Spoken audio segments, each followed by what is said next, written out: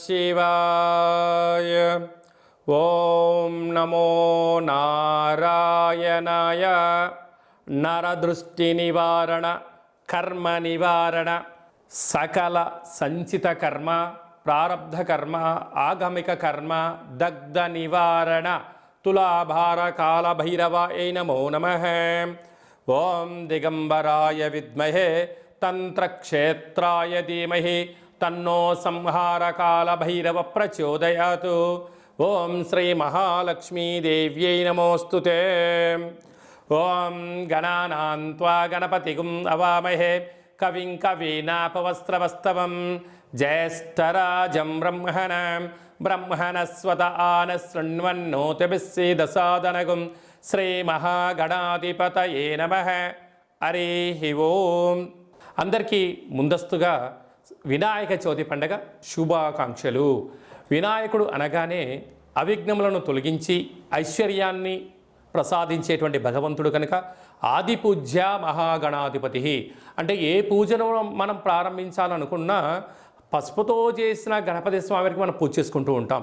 భాద్రపద మాస శుద్ధ చవితి వినాయక జయంతి సందర్భంగా గణపతి స్వామి యొక్క ఆశీస్సులు మనందరిపైన ఉండాలని కోరుకుంటూ, కైలాసనాథుడి యొక్క సుపుత్రుడి యొక్క ఆశీస్సులు మనందరిపైనను చూపిస్తూ, ఎవరికి ఎలాంటి కష్టాలు లేకుండా అందరికీ విద్య, విజ్ఞానము, ఉద్యోగము, వివాహము, సంతానము, రాజయోగము, రాజభాగ్యము, రాజభోగము, ఆనందయోగము, ఎవరికి ఏవేవి కావాలో అన్నీ ప్రసాదించే శక్తి ఆ విఘ్నేశ్వర స్వామి వారికి ఉంది కనుక అందరిపైనను గణపతి స్వామికి ఆశీస్సులను కోరుకుందాం. దయచేసి వినాయక చవితి రోజు సాయం సంధ్యాకాల సమయంలో ఎవరు దయచేసి ఆకాశంలో ఉండబడినటువంటి చంద్ర భగవానుణ్ణి ఎవరూ దర్శించవద్దు. కారణం ఏమిటనగా మన కృష్ణ పరమాత్ముడు పాలలో గ్లాసులో చంద్ర భగవాను యొక్క దర్శనమైనందుకు ఆ సంవత్సరాంతము అనేక రకాలుగా చెయ్యనటువంటి నిందలను పడి అనేక రకాలుగా ఇబ్బందులకు గురయ్యాడు అని చెప్పి మనకు అనేక రకాల పురాణాలు చెప్తూ ఉన్నాయి. కనుక దయచేసి మనం ఎవరము కూడా చూడకుండా ఉండే ప్రయత్నం చేయండి. పరిస్థితుల ప్రభావం చేతనో ఏదో పరిస్థితుల ప్రభావం చూసినట్లయితే దగ్గరగా ఉండబడినటువంటి గణేశ స్వామివారి యొక్క మండపం దగ్గరికి వెళ్ళి ఆ అక్షంతలు వేసుకొని స్వామివారికి మనసారా దండం పెట్టుకోగలిగినట్లయితే ఆ యొక్క చంద్ర దర్శన దోషం తొలగిపోతుందని చెప్పి గమనించగలగాలి.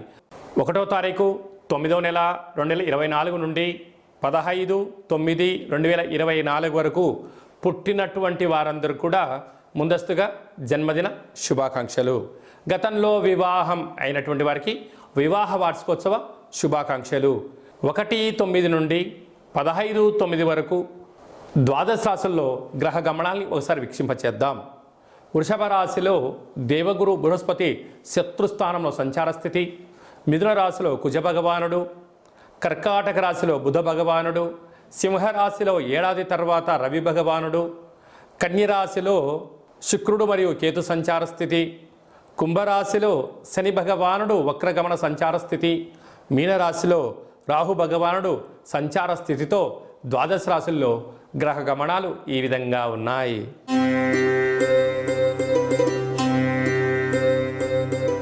వృషభ రాశి వారు సోమవారం అమావాస్య, సోమవతి అమావాస్య, మంగళవారం అమావాస్య, కాళ అమావాస్య సందర్భంగా ఎలాంటి విధులను పాటించాలో ఈ వీడియోలో సవివరంగా సంపూర్ణంగా క్లుప్తంగా తెలుసుకుందాం.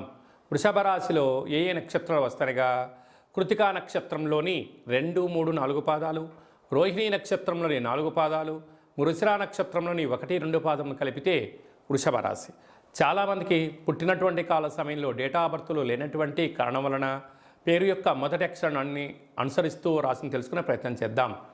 ఈ, ఉ, ఏ, ఓ, వా, వి, ఉ, వే, ఓ అక్షరాల వారందరూ కూడా వృషభ రాశి జాతకులే.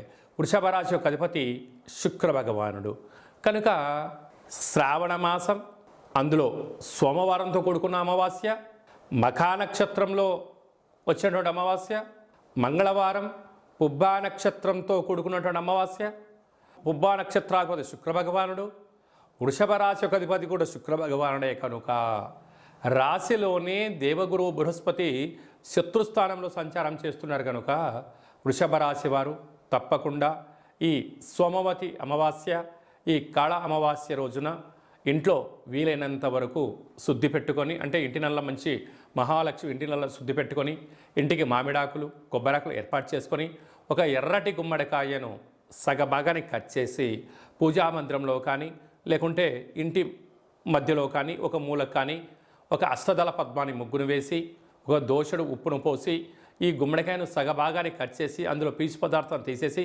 పైనంతా ఆ యొక్క గుమ్మడికాయ పైన పసుపుతో కుంకుమతో అలంకారం చేసి అందులో సమృద్ధిగా నూనెను పోసి తూర్పు, ఆగ్నేయ, దక్షిణ, నైరుతి, పశ్చిమ, వాయువ్య, ఉత్తర ఈశాన్యం వైపు 8 రకాల ఒత్తులు పెట్టి దీపాన్ని వెలిగింపచేసి మీ మనసులో ఏదైతే కోరిక ఉందో కోరికను కోరుకొని ఆ దీపం కొండెక్కక ముందే ఆ యొక్క దీపానికి చక్కెర పొంగలని కానీ పెరుగన్నాన్ని కానీ నైవేద్యంగా ఏర్పాటు చేసి ఈ యొక్క దీపాన్ని ఆ పెట్టిన నైవేద్యాన్ని సాకలి వాళ్ళకు దానం చేసినట్లయితే మీ ఇంట్లో అద్భుతమైనటువంటి నరదృష్టి, శత్రు ప్రభావాలు, ఈతి భావాలు తొలగిపోతాయని చెప్పి గమనించగలగాలి.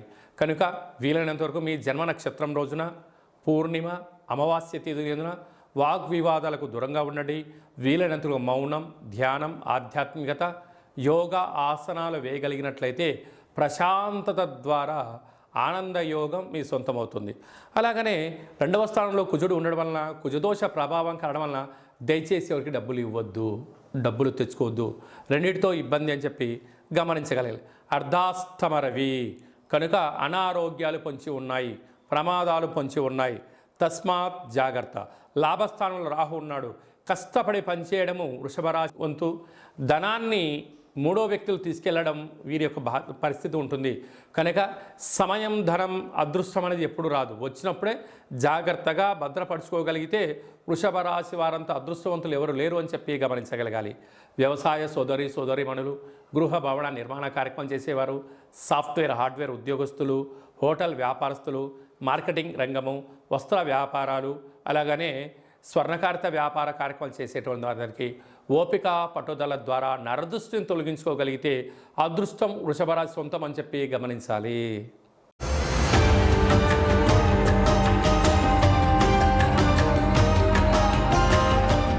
మీ వ్యక్తిగత జాతకం తెలుసుకోవాలనుకుంటున్నారా?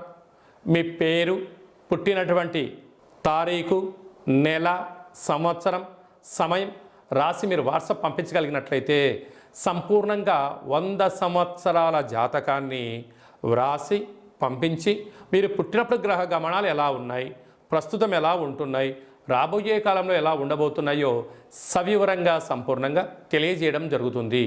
అలాగనే చాలామందికి పుట్టినటువంటి కాల సమయంలో డేటా ఆఫ్ బర్త్లు లేనటువంటి కారణం వలన మీ పేరు యొక్క మొదటి అక్షరాన్ని అనుసరిస్తూ రాశిని తెలియచేస్తూ గ్రహ గమనాలను ఎలా ఉన్నాయని తెలియచేస్తూ రమణ శాస్త్రం ద్వారా అనగా గవళ ద్వారా కాళభైరవ ఉపాసన చేత భూత, భవిష్యత్, వర్తమానాన్ని తెలియజేయడం జరుగుతుందని చెప్పి గమనించగలగాలి.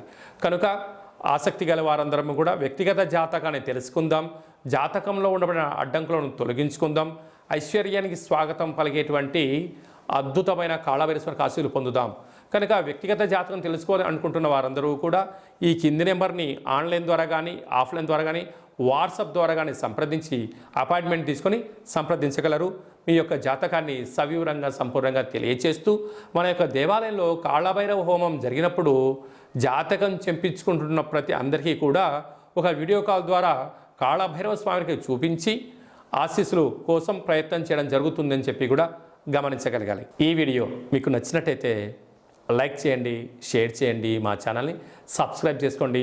అందరికన్నా ముందుగా మీ వ్యక్తిగత జాతకం మీరు తెలుసుకోవాలనుకుంటున్నారా? అందరికన్నా ముందు మీరు మంచి రోజులు, ఎలాంటి విధులు పాటించాలో తెలుసుకోవాలనుకుంటున్నట్టయితే మా యొక్క ఛానల్ని సబ్స్క్రైబ్ చేసుకున్న తర్వాత గంట సింబల్ ప్రెస్ చేయండి, ఆల్ అనే బటన్ కూడా తెలియచేయండి.